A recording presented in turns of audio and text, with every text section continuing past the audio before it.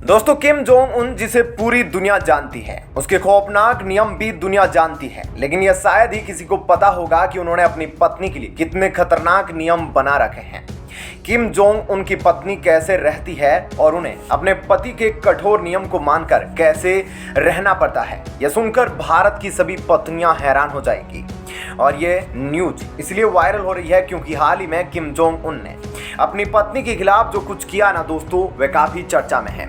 क्या कुछ मामला है? किम जोंग उन ने अपनी पत्नी के लिए तानाशाही अपनाई है और कड़े नियम बनाए हैं। दोस्तों, किम जोंग उन की पत्नी का नाम री सोल जू है और एक तानाशाह की पत्नी होना इतना आसान नहीं होता। यह शायद री सोल जू से बेहतर और कोई जान नहीं सकता, क्योंकि किम जोंग उन की पत्नी को ऐसे सख्त नियमों का पालन करना पड़ता है जो दुनिया में शायद ही किसी राष्ट्राध्यक्ष की पत्नी को करना पड़ता हो। क्योंकि तानाशाह किम जोंग उन ने अपनी पत्नी के लिए भी अजीबोगरीब नियम बना रखे हैं। री सोल जू को कभी भी अपनी मर्जी से कहीं जाने की इजाजत नहीं है, यहाँ तक कि उनके अकेले ऑफिशियल ट्रिप ना के बराबर होते हैं और उन्हें हमेशा अपने पति किम जोंग उन के साथ ही देखा जाता है। ऐसे में री सोल जू कहाँ जाएगी और कहाँ नहीं जाएगी, ये किम जोंग उन ही तय करते हैं। कहा जाता है कि री सोल जू को पब्लिक इवेंट में खासकर तब लाया जाता है जब किम जोंग उन को उनके सॉफ्ट साइड को पब्लिक में दिखाना होता है। उन्होंने अपनी पत्नी के किसी भी तरह की कवरेज पर भी सख्त नियम बनाए हुए हैं। ऐसे में जब तक किम जोंग उन ने इजाजत नहीं देते तब तक उनकी पत्नी के बारे में नॉर्थ कोरिया में ना तो कोई लिख सकता है, ना ही कोई उनकी तस्वीर छाप सकता है। उत्तर कोरिया में किसी भी महिला को टाइट जींस टॉप या इस तरह के कपड़े पहनने की इजाजत नहीं है और यही नियम री सोल जू को भी फॉलो करने होते हैं। और फर्स्ट लेडी होने के नाते ये सभी नियम उनके लिए और भी ज्यादा स्ट्रिक्ट है। ऐसे में पब्लिक में वे ज्यादातर फॉर्मल स्टाइल के टॉप, स्कर्ट और जैकेट में नजर आती है। ऐसे में उनकी स्कर्ट की लेंथ भी घुटनों तक की या उससे नीचे की होती है, उससे ऊपर नहीं। इसके अलावा अगर वह कोई स्टाइलिश ड्रेस भी पहनती है तो उसका लुक हमेशा फॉर्मल ही होता है।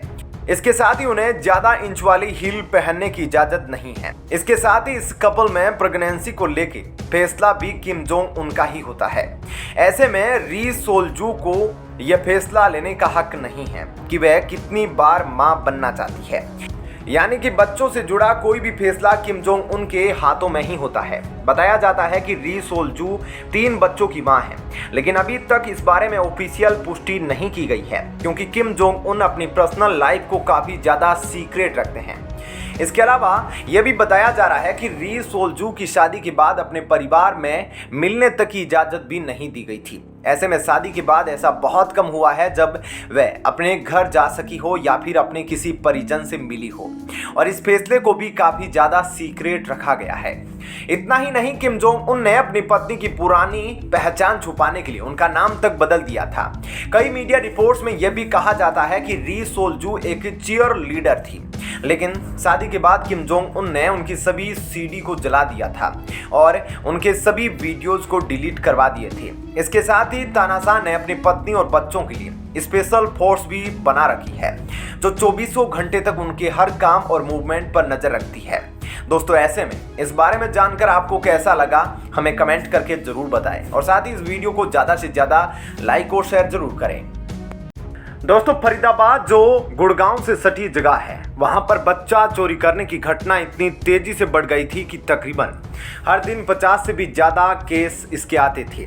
लेकिन बच्चा चोरी करके बेचने वाले इस गैंग का पर्दाफाश हो गया है, और पर्दाफाश कैसे हुआ यह जानकर थोड़ा फिल्मी लगेगा आपको, लेकिन देख सकते हैं कि एक लेडी आईपीएस ऑफिसर ने ग्राहक बनकर बच्चे बेचने वाले गैंग को पकड़ा।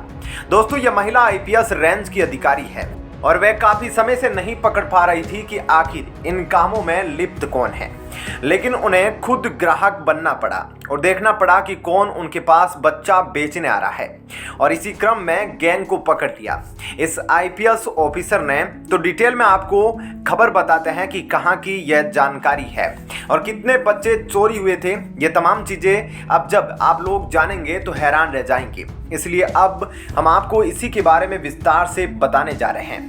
दोस्तों, फरीदाबाद के सराय ख्वाजा इलाके में एक होटल में बच्चे का सौदा हो रहा था और यहाँ पर एक दंपत्ति बच्चा खरीदने आया था। ऐसे में सफेद रंग का सूट पहने इस औरत ने कुर्सी पर बैठे दंपत्ति को बच्चा सौंपा और उसके बाद वह सबका मुंह मीठा करने लगी। महिला के हाथ में बच्चा आते ही महिला के साथ बैठे पति ने सामने कुर्सी पर बैठी महिला को पैसे से भरा एक थैला थमाया और खुशी खुशी मिठाई खाने लगे। इतने में पीछे से आवाज आई, बुला लो पुलिस को। इसके बाद छापेमार अंदाज में पुलिस की एंट्री हुई और बच्चे बेचने वाले इस गिरोह को दबोच लिया गया। दरअसल बच्चा बेचने वाले इस गिरोह का पर्दाफाश करने के लिए पुलिस ने यह पूरा जाल बिछाया था और जिस कपल को यह बच्चा सौंपा गया था वह असल में पुलिस वाले ही थे जो ग्राहक बनकर आए थे ताकि पूरे गिरोह को रंगे हाथों पकड़ा जा सके। और इस पूरी कार्रवाई को पुलिस वालों के द्वारा मिलकर अंजाम दिया गया था। दोस्तों, क्राइम स्क्वाड को खबर मिली थी कि यह गिरोह नवजात बच्चों को बेचने के लिए बदरपुर बॉर्डर आने वाला है और एक मुखबिर के माध्यम से दंपति के तौर पर एसआई सतबीर सिंह और सीआईडी और एसआई राजेश कुमारी को पेश किया गया। बातचीत हुई और बच्चे का सौदा 4,50,000 रुपए में तय हो गया।